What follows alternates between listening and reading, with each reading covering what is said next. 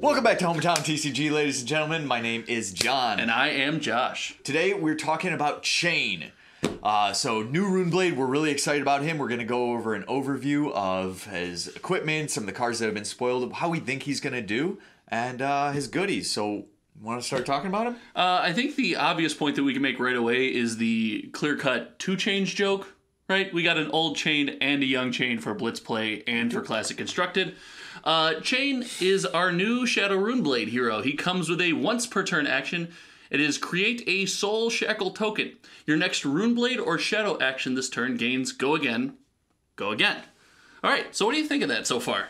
All right, so a way to go again every turn for free seems extremely powerful. That it's going to be great for this go wide strategy and for some of the other cards he has revealed. Exactly, and a lot of the stuff we've gone over for Chane so far has dealt with playing multiple things or doing multiple things in a single turn. Mm-hmm. So having that go again option on the hero almost seems, I would say it seems nice, but it seems necessary, right? Yeah, definitely, but it's kind of a two-edged sword because we know that if we look at the Soul Shackle, that yes. It is, if I can pull it up, it's at the beginning of your action phase, banish the top card of your deck. Okay, so good and bad here, right? Chane and a lot of the Shadow heroes, or the two Shadow heroes released so far, definitely want to be interacting with that banish zone, which still to me is weird, but it seems like a very cool mechanic, and this gets you cards there. However, there's a downside here, right? Yeah, it's that you're banishing a card. you're losing, and even if you can play you're kind it, of on a timer, right? And these cards stay on the field, so every turn you're banishing. Maybe you have two of them out, you're banishing 2, 3. You don't have that many turns to win the game. It could be a self-imposed timer. There's nothing saying you have to do it every turn, but it seems like if that's your hero ability, it's something you're going to want to be doing pretty frequently. So you're on a self-imposed timer. Yeah, so let's take a look at some of his weapons. Okay, so first of all, let's talk about the token weapon, Galaxy Black. Now, this is a Shadow Runeblade weapon, so right now, this just plays with Chane, and it makes more sense that it plays with Chane based on its effect, right? Yeah, it seems to be better with him. A 1 cost that does 1 damage. However, if you've played a card from your banish zone this turn, it gains +2. Okay, so and if a it 1 hits, cost for 3, and if it hits, it deals 1 arcane. Absolutely. So it has possibility of being a 1 cost for 4, which there's just really nothing as efficient as that. Right, and the fact that it's 1 cost for 4 that has to be blocked and broken up in 2 different ways, right? Between pitch and some kind of defense card.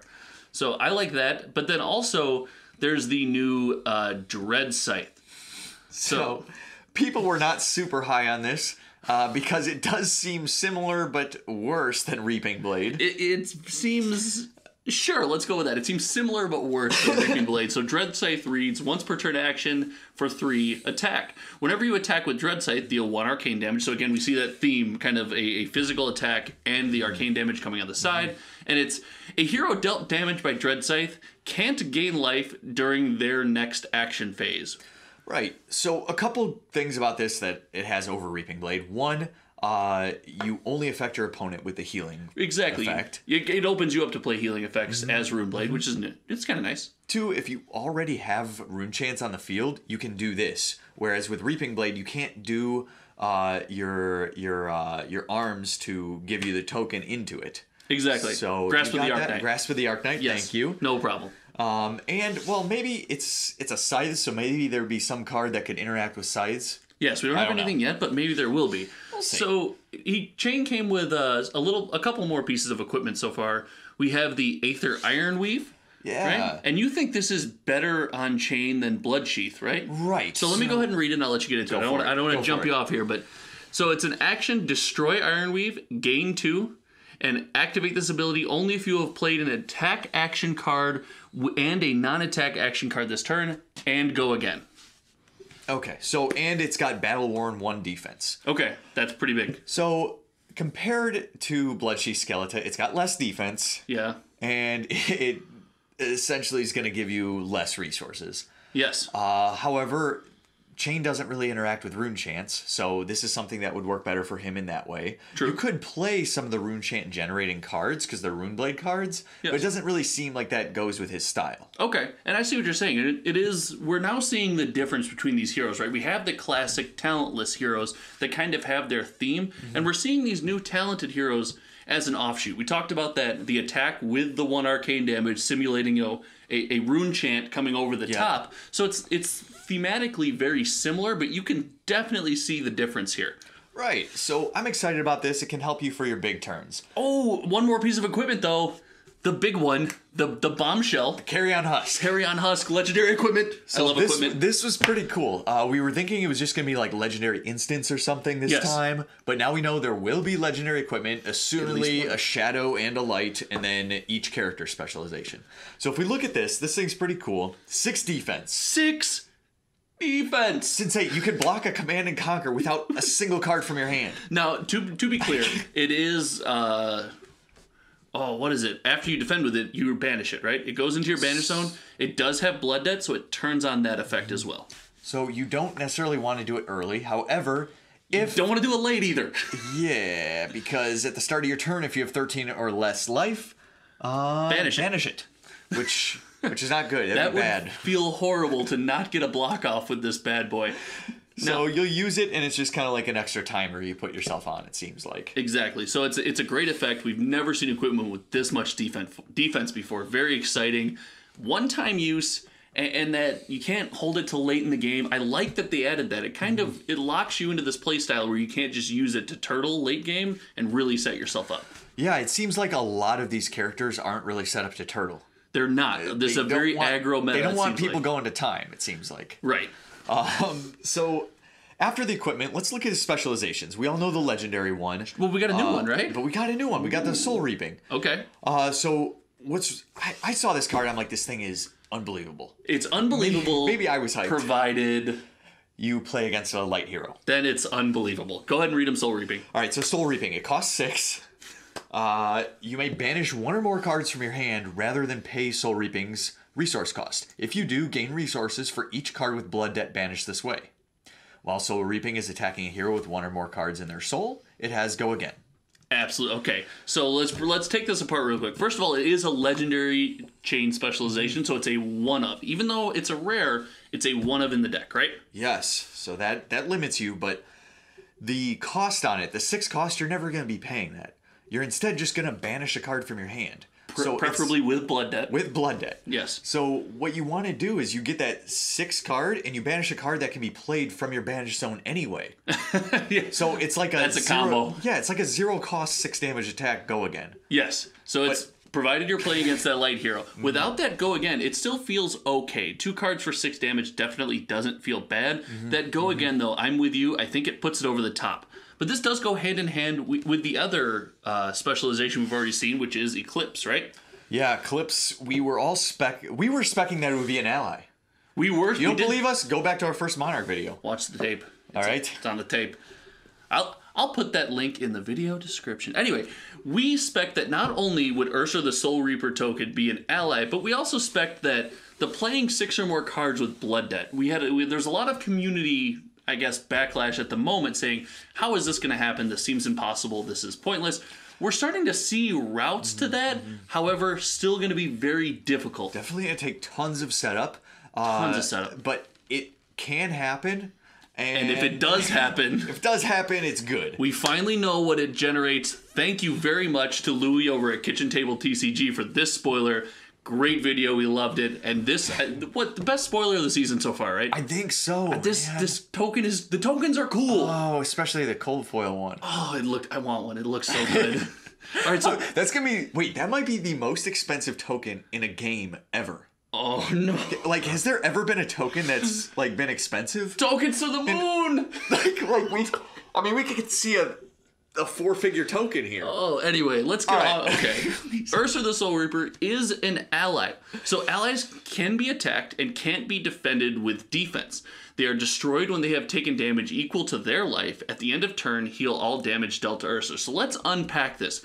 First of all, that means, as an opponent, I can attack your Ursa the Soul Reaper token, and you can't defend it with defense cards from your hand. That brought us to a couple of questions when we saw this. The first was arcane damage. Right, so how does Arcane Barrier work against it?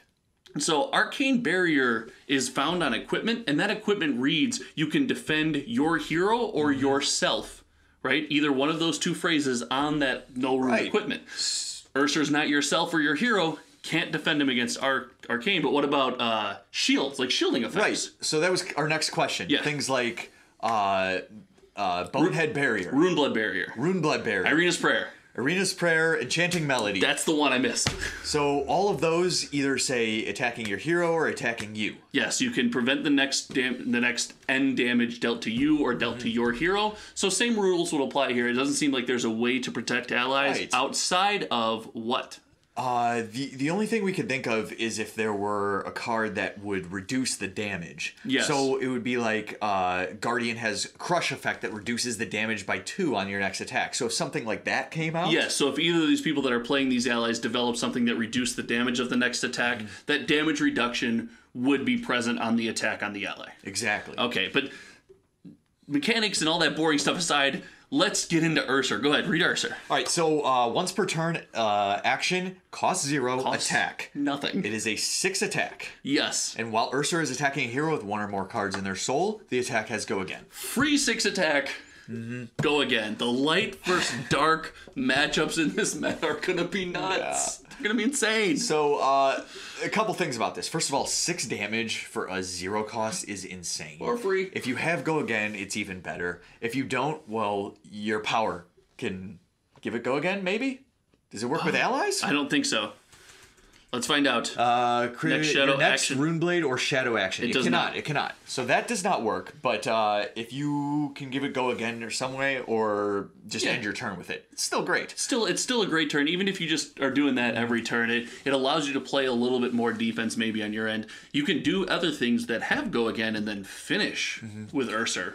So now, if it looks like you're setting up your big play 6 cards hand, yes, your opponent is kind of forced not to defend everything because they know they're going to have to save at least 6 damage the next turn to get rid of him. They absolutely need to crack back. So the threat of it, even if you imagine if you don't even have Eclipse, just the threat of having Eclipse could be crazy for being able to push through damage. Absolutely. So the setup is looking to be difficult, but just as we anticipated, the payoff is good, but I like the fact that it doesn't seem like it will instantly win a game, right? You can come back from the payoff, but it's a good payoff. It gives you a very sizable lead. We're fans. I think it's safe to say we're fans. Let's talk about kind of getting it off, some of the key cards. Okay. We already talked about Soul Reaping, how it had go again, and it could be like a 0 cost. Yes.